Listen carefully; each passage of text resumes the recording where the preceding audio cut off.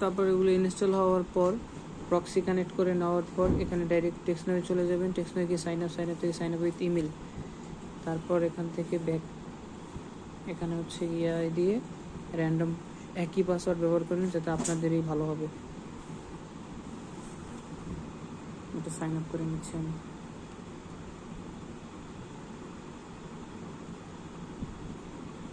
চলে আসবে, সামান্য কিছুক্ষণ লোড নেবে, প্রেস হোল্ড।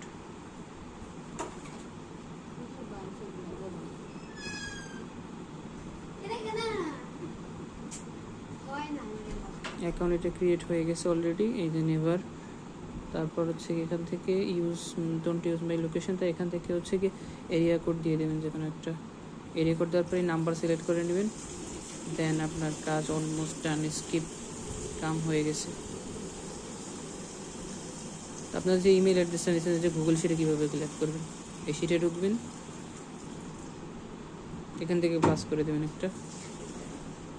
যদি অলরেডি এখানে আমার মনে হয় অলরেডি এখানে অনেক আছে, এটা ডাউনলোড নিচ্ছে মনে হয়।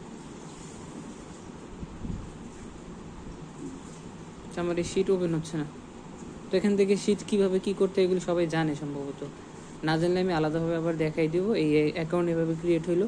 তারপরে এই যে এটা দিয়ে তো অলরেডি একটা অ্যাকাউন্ট ক্রিয়েট হয়ে গেছে, তো এখান থেকে ডিলিট করে দিলে এখানে নতুন ইমেল অ্যাড্রেস জেনারেট হবে।